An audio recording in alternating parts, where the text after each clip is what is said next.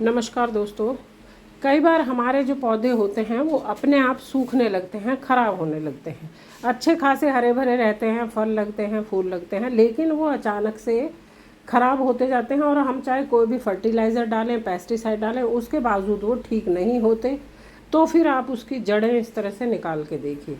अगर जड़ों में इस तरह से गांठें हो रही हैं तो समझिए इसमें निमेटोड का असर आ गया है, निमेटोड ने इनको ख़राब कर दिया है। तो नेमाटोड जो होता है वो एक कीड़ा होता है जो मिट्टी में उपस्थित होता है और ये इसकी जड़ों में घुस जाता है और जड़ों में घुस के इनको वो डैमेज कर देता है और जड़ें इस तरह से गांठ गठीली हो जाती हैं और पौधे को बिल्कुल भी पोषण नहीं मिलता। वो सारी जड़ें ख़राब कर देते हैं क्योंकि पोषण जड़ें ही लेती हैं और जब जड़ें ख़राब हो जाएंगी तो फिर पौधे को पोषण नहीं मिलेगा और पौधा सूख जाएगा और मर जाएगा। तो इसकी जड़ बैंगन, ये बैंगन का पौधा है, अच्छा खासा पौधा चल रहा था, इसमें बैंगन लगे भी और फिर इसमें ये नीमाटोड का अटैक हो गया और आप देख सकते हैं इसकी पूरी जड़ें ख़राब हो चुकी हैं, एक भी इसमें फ्रेश जड़ नहीं दिखाई दे रही है। तो नीमाटोड पूरी तरह से पौधों को ख़राब कर देता है, लेकिन इसको हम कंट्रोल कर सकते हैं। ऐसा नहीं है कि इसको हम ख़त्म नहीं कर सकते कंट्रोल, इसको हम कंट्रोल कर सकते हैं।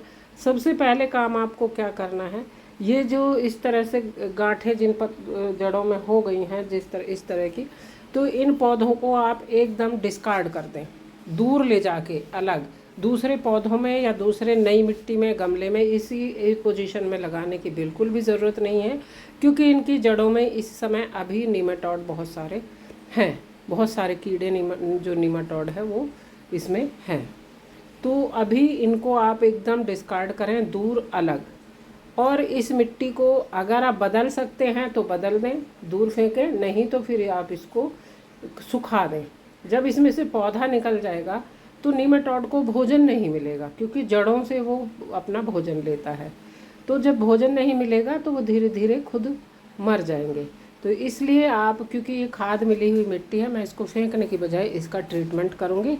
और सबसे पहला काम हमें इसमें क्या करना होता है, इसको मिट्टी को आप पलट लो और उसको सुखा दो, उसको सूखने के लिए छोड़ दो। अगर मई जून का महीना है, बहुत गर्मी है और आप छत पे इसको सुखा रहे हैं खुले में, तो आपका 1 हफ्ता 10 दिन में आप ये सूख जाएगी। सूखने के बाद भी उसको धूप में डालकर ही रखना है, इससे नीमाटोड इसमें जो होंगे वो कम हो जाएंगे। एक तो इतने दिनों तक उसको खाना नहीं मिलेगा और जो भी इसमें जड़ें, इस तरह की प्रभावित जड़ें अभी हैं नीचे, उन सबको आप निकाल के अलग फेंक दो, क्योंकि इनमें नीमाटोड्स हैं अभी।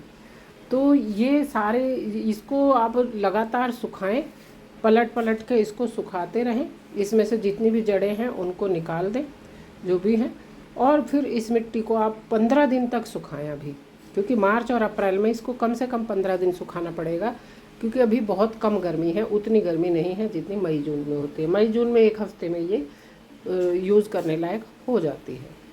तो सबसे ज़रूरी इसका काम यही है, अगर ये मिट्टी आपको दोबारा यूज़ करनी है तो आप इसे सुखा दें। तो इसको सूखने के बाद भी आप धूप में ही पड़ा रहने दें, इसको अलट पलट करते रहें।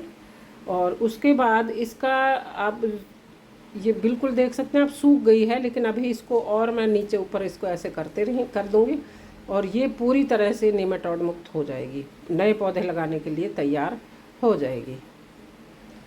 तो ये किसी गलती से या किसी वजह से नहीं होते हैं, नीमाटोड अपने आप हो जाते हैं, ये मिट्टी में होते हैं।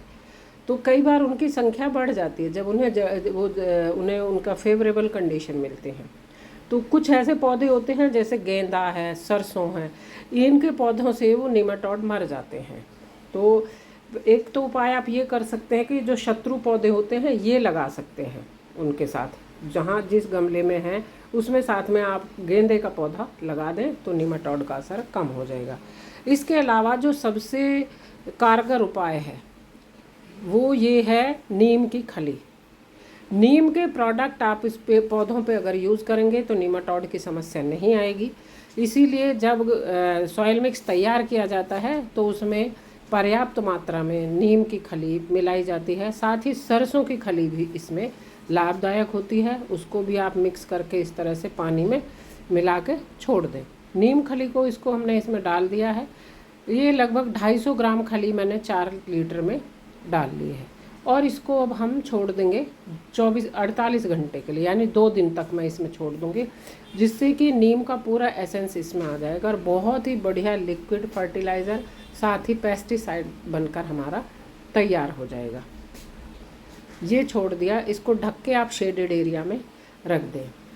इसके अलावा एक और चीज़, आप जहाँ ज़्यादा अगर इफेक्ट है तो दोनों चीज़ें एक साथ डाल सकते हैं। सरसों ली है मैंने, सरसों की खली, ये सिर्फ मैंने 1 चम्मच ही लिया, 1 बड़ा चम्मच, और ये इसको भिगो दी, क्योंकि अभी थोड़े दिन पहले मैंने सभी पौधों में सरसों खली डाली थी, तो 1-2 जगह जो जिनमें ज़्यादा असर है उनमें मैं सरसों खली और नीम मिला के डाल दूँगी। 48 घंटे के बाद आप देख सकते हैं पानी एकदम ब्राउन हो गया है, तो हमारा ये लिक्विड फर्टिलाइज़र कम पेस्टिसाइड बनकर तैयार हो गया है पूरी तरह से। अब इसको 1 लीटर को हम 4 लीटर के साथ मिक्स करके डाल देंगे। अगर बहुत ज़्यादा इफ़ेक्टेड कोई पौधा है, जैसे मेरे पास एक बैंगन का पौधा है, बहुत ज़्यादा इफ़ेक्टेड है वो, तो उसमें थोड़ा कम डाइल्यूट कर दूँगी मैं उसको, क्योंकि ये इस तरह से जो वो होता है लिक्विड फर्टिलाइज़र जो तैयार होता है, ये काफ़ी तेज़ होता है, और अगर हम इसको हमेशा हमें डाइल्यूट करके ही देना होता है। तो ये सभी जो हमारे गमलों में जितने भी पौधे हैं सभी में दे देंगे, क्योंकि इसका असर सभी में आ सकता है, और साथ ही ये खाद का काम भी करेगा। तो ये मैंने शिमला मिर्च के पौधे में डाल दिया है, साथ ही ये चेरी टमाटर का पौधा है, इसमें भी डाल दूँगी, क्योंकि टमाटर का पौधा भी ख़राब हो गया था।